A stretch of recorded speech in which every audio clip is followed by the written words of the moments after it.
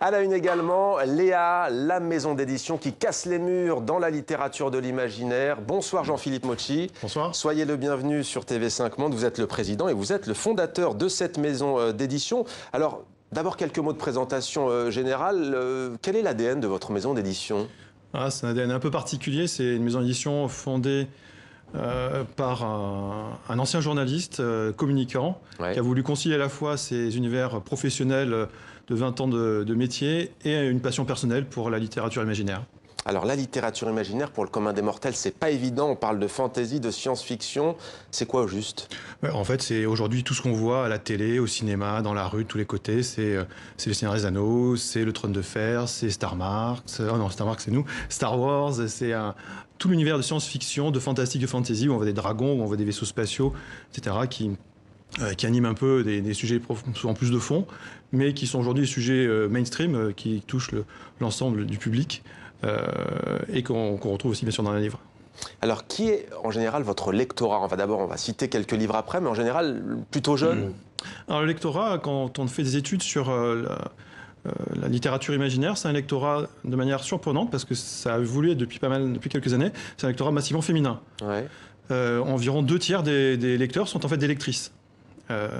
Ça, c'est une étude récente qui le montre. Hein. Oui, enfin, les études au fil des années le montrent de manière systématique. Et par exemple, nous, sur notre Facebook, qu'on développe depuis un an et où on a quasiment 6 000 abonnés, les 2/3 des personnes sont des femmes, enfin, en tout cas de sexe féminin. Donc ça, c'est pour cet aspect-là. Et l'âge, c'est plus compliqué. On va être grosso modo sur le cœur du lectorat entre 20 et 40-45 ans. Alors, Éric Hamon pour l'éveil des chimères, parmi vos publications, Alexis Flamand, le cycle d'Alemander, Philippe Tessier aussi, Les Loups d'Uriam. Et on va s'arrêter peut-être sur cet ovni, Steven Erikson, il est canadien, le livre des martyrs, volume 1, c'est une saga, Les Jardins de la Lune, saga qui est devenue culte, 3,5 millions d'exemplaires vendus. Peut-être quelques mots sur l'histoire d'abord ? Oui, c'est en fait un empire gigantesque. On peut imaginer un peu un empire romain quelque part, qui sera en train de se développer. Alors là, on est dans un monde médiéval fantastique, donc c'est plus une sorte de Moyen-Âge, avec un peu de magie, etc. Mais imaginons un empire qui est en train de se développer, qui arrive un peu aux limites de son développement, et qui pousse, et avec toutes les contraintes que ça provoque à la fois en interne pour lui au niveau politique, et sur le terrain pour ses troupes, pour ses hommes. Et donc on est propulsé directement, c'est un livre qui propulse le lecteur tout de suite dans l'action, avec finalement les troupes de l'Empire qui sont en train d'assaillir la dernière cité libre d'un continent, et ça va leur réserver quelques surprises. Alors, quelques surprises. Vous avez choisi, vous, de changer le titre. Le titre original, c'était le livre malazéen des glorieux défunts. Et vous avez donc préféré le livre des martyrs parce que c'est plus juste, c'est plus juste, vous. Oui, parce que vous disiez, c'est une série qui est faite en 10 tomes. Et c'est une série qui est terminée. Parfois, on reproche à certaines séries, certaines sagas de ne pas être terminées ou de mettre très longtemps à se terminer. Celle-là est terminée, est écrite intégralement par Steven Erikson. C'est considéré effectivement comme une des plus grandes sagas de fantasy au monde. Ce sont des critiques anglo-saxons et autres qui le disent. Et ce titre-là, on l'a choisi parce qu'on a travaillé avec deux traducteurs, Emmanuel Chastelière et Nicolas Mérien, que je salue, qui sont des experts de Steven Erikson, qui vous font une genèse complète de l'œuvre. Et dans le dernier tome, on sait pourquoi il ne fallait pas appeler ce titre comme il était précédemment, mais comme on le fait maintenant. Alors, on a le sentiment que la littérature que vous publiez, vous, cette littérature de l'imaginaire, ou plutôt les littératures de l'imaginaire, parce qu'elles sont multiples, elles sont sous-représentées en France. Est-ce votre sentiment ? C'est plus qu'un sentiment, c'est un fait.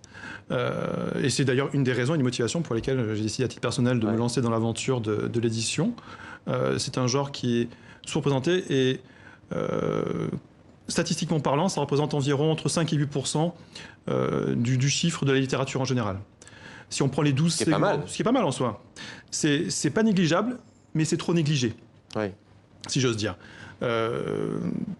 Si on prend les catégories, les 12 catégories de littérature recensées par le SNE, le Syndicat national de l'édition, ça arrive en 4e position sur 12 des segments. Donc c'est une littérature qui n'est pas négligeable, mais qui mérite qu'on la pousse davantage et qu'elle soit davantage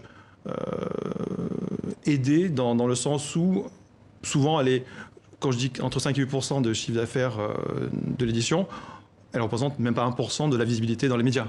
Et vous avez une recette, vous dites que vous voulez casser les murs dans les littératures de l'imaginaire. Ça veut dire quoi concrètement ? Ça veut dire que Rien n'est jamais de la faute des autres.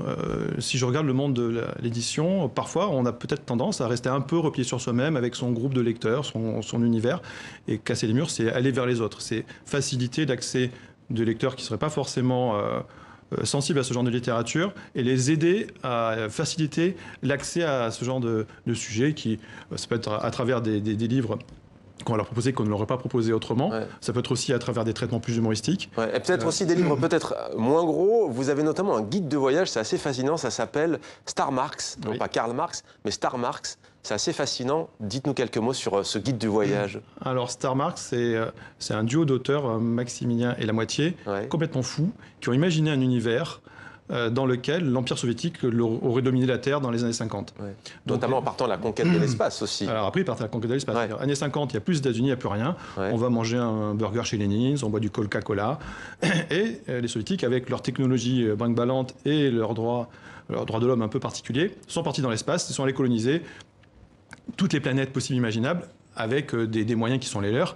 Et donc, ça nous permet, nous, de revisiter tous les univers classiques de la SF, du Star Wars, du Dune, du Star Marx, dans lesquels on se moque un peu gentiment des poncifs de ces univers-là, tout en le faisant de manière humoristique et loufoque et parodique, dans le cadre d'un guide de voyage. C'est-à-dire, on part comme si on partait avec son guide du routard ou son Michelin, sauf qu'on va pas visiter le monde de Star Marx, qui est l'union des républiques socialistes sidérales et soviétiques. Sidérales et soviétiques, Star Marx. Merci beaucoup, Jean-Philippe Mauty, d'être venu sur notre plateau. Je rappelle que vous êtes le président fondateur des éditions Léa.